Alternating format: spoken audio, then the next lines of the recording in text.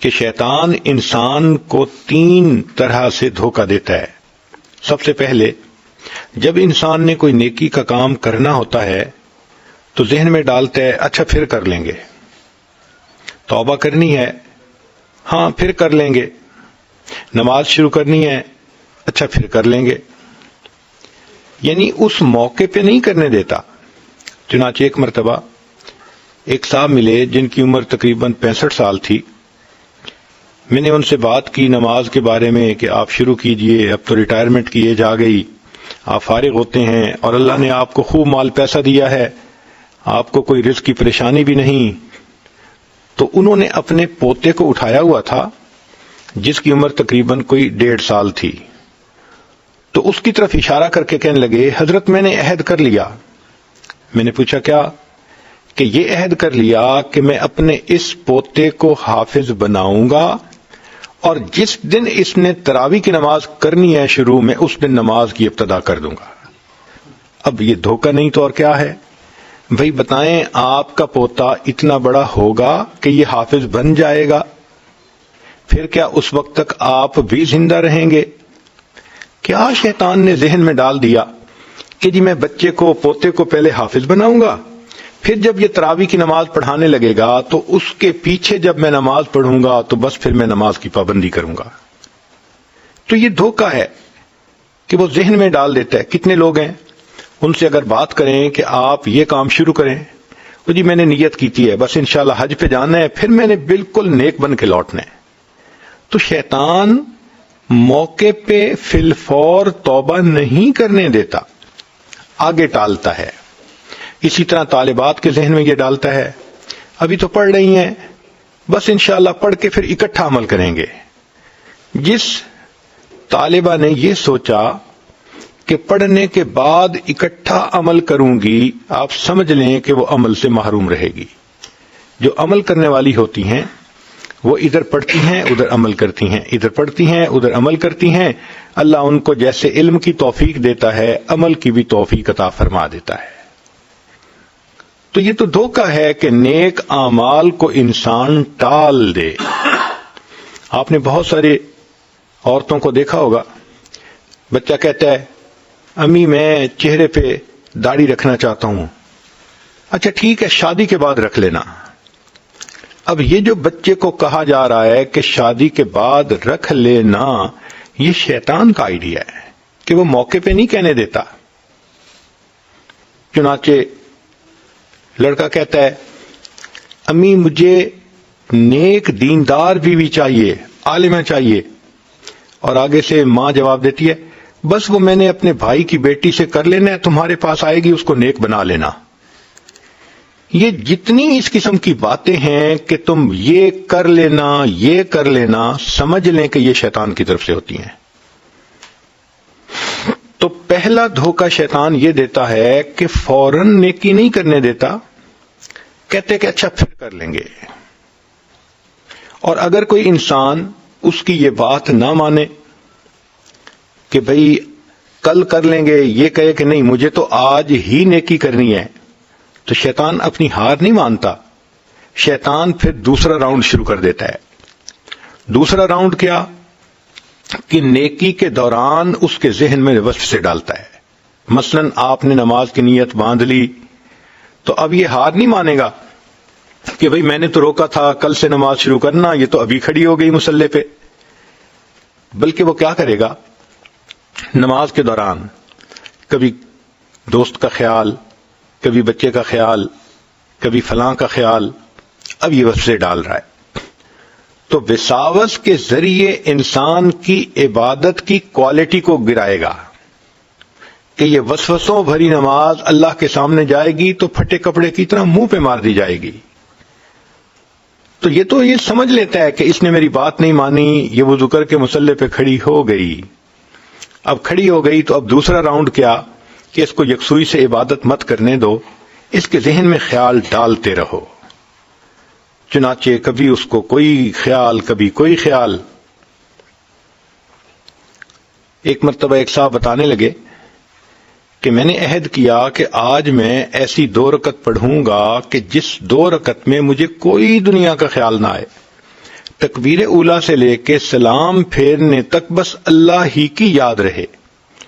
میں 2 رکعت پڑھتا، پھر کوئی نہ کوئی خیال، پھر 2 رکعت پڑھتا، پھر 2 رکعت پڑھتا، حتیٰ کہ میں نے 20 رکعت پڑھ لی اور نماز میں کوئی نہ کوئی خیال میں لگ جاتا. پھر میں نے ایک دفعہ کہا کہ اب تو میں تھک بھی گیا ہوں، بس آخری 2 رکعت ایسے پڑھنی ہے کہ مجھے کوئی خیال نہ آئے. کہنے لگا کہ جب میں نے آخری 2 رکعت کی نیت باندھی تو پوری نماز میں یہی سوچتا رہا کہ مجھے کوئی خیال نہ آئے، مجھے کوئی خیال نہ آئے. اور سلام پھیرنے کے بعد خیال آیا کہ اللہ کو تو یاد کرنے کی بجائے میں تو خیال ہی میں لگا رہا کہ مجھے کوئی خیال نہ آئے.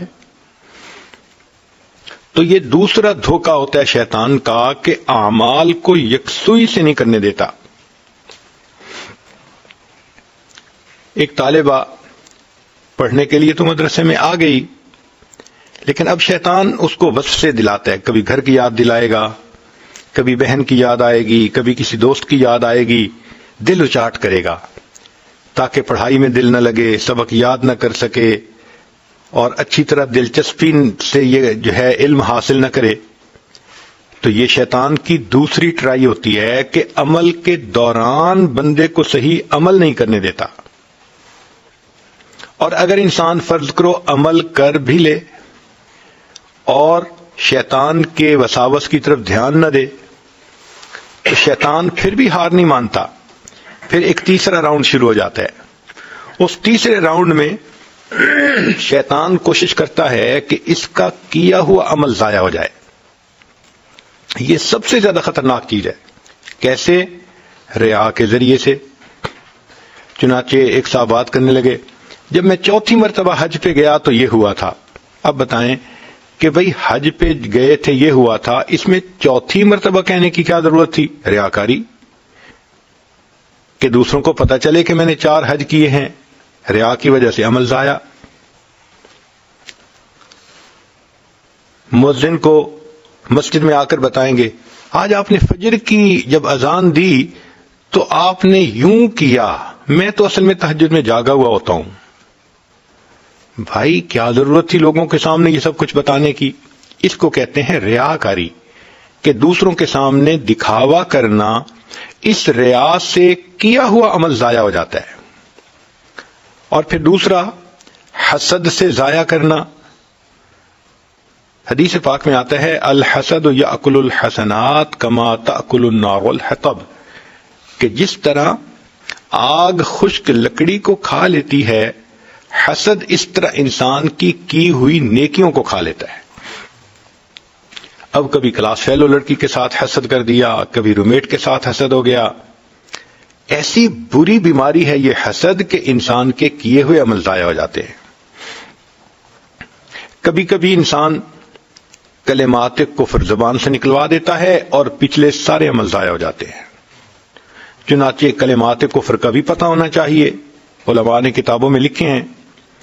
چنانچہ مالا بدمن میں حضرت قاضی ثناء اللہ پانی پتی رحمۃ اللہ علیہ نے کلمات کفر کا بیان بھی کیا. فارسی کی کتاب ہے. اس میں انہوں نے یہ مسئلہ بھی لکھا کہ اگر 2 عورتیں بات کر رہی تھیں اور ایک نے بات کرتے ہوئے کہا کہ بھئی شریعت کا تو یہ حکم ہے، اور دوسری نے آگے سے کہہ دیا رکھ پرے شریعت کو فقد کفر، اس نے کفر کا ارتکاب کر لیا.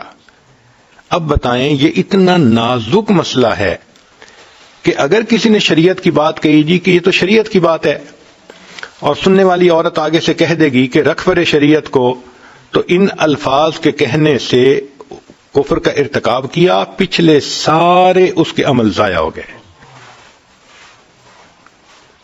اسی طرح انسان شرک کے ذریعے سے بھی ضائع کروا دیتا ہے، کیونکہ شرک ایسا برا گناہ ہے کہ جس کی وجہ سے لَيَحْبَطَنَّ عَمَلُكَ، اللہ فرماتے ہیں کہ آپ کے کیے ہوئے عملوں کو ہم ضائع کر دیں گے. تو دیکھیں شیطان پیچھا نہیں چھوڑتا. 3 موقعوں پہ یہ دھوکہ دیتا ہے. عمل سے پہلے دھوکہ دیتا ہے کہ عمل کو ڈیلے کرواتا ہے، بعد میں کر لینا. اور اگر انسان اس کی یہ بات نہ مانے تو عمل کے دوران دھوکہ دیتا ہے کہ وصف سے ڈال کے غافل کرتا ہے. اور آج اکثر و بیشتر نمازیں اسی طرح سے دنیا کے خیالات میں. چنانچہ ایک مسجد میں امام صاحب نے 4 رکعت کی نیت باندھی، لیکن انہیں شبہ ہوا کہ میں نے 2 رکعت پڑھی ہیں یا 4 پڑھی ہیں.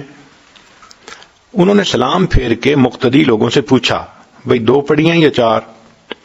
کسی کو یقین ہی نہیں تھا کہ 2 ہیں یا 4. سب اپنے اپنے خیالوں میں لگے ہوئے تھے. ایک بڑے میاں تھے، وہ کہنے لگے نہیں مولانا، پکی بات ہے آپ نے 2 رکعت پڑھی ہیں، 4 نہیں پڑھی. تو مولانا مطمئن ہو گئے. انہوں نے پھر 4 رکعت نماز پڑھا دی.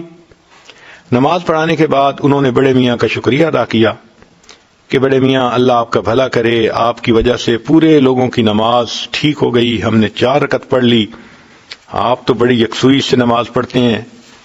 تو بڑے میاں نے جواب دیا، مولانا میرے 4 بیٹے ہیں اور میں ہر رکعت میں ہر بیٹے کے بزنس کے بارے میں سوچتا ہوں، تو آج تو صرف 2 کے بزنس کے بارے میں سوچا تھا، باقی 2 کا رہ گیا، تو مجھے پتہ چل گیا کہ آپ نے 2 رکعت پڑھی ہیں، 4 نہیں پڑھی. اور یہ قرب قیامت کی علامات میں سے ہے. نبی اسلام نے فرمایا تم دیکھو گے کہ مسجد نمازیوں سے بھری ہوگی، ان کے دل اللہ کی یاد سے غافل ہوں گے. تو شیطان پہلا دھوکہ دیتا ہے کہ عمل کرنے میں رکاوٹ ڈالتا ہے، تاخیر کرواتا ہے. پھر دوسرا حملہ کہ جب عمل انسان کر رہا ہوتا ہے اس وقت اس کو وساوس کے ذریعے سے غافل کرنے کی کوشش کرتا ہے.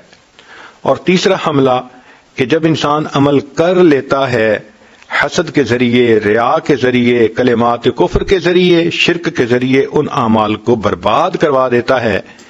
اس لیے یہ شیطان ہمارا پکا دشمن ہے.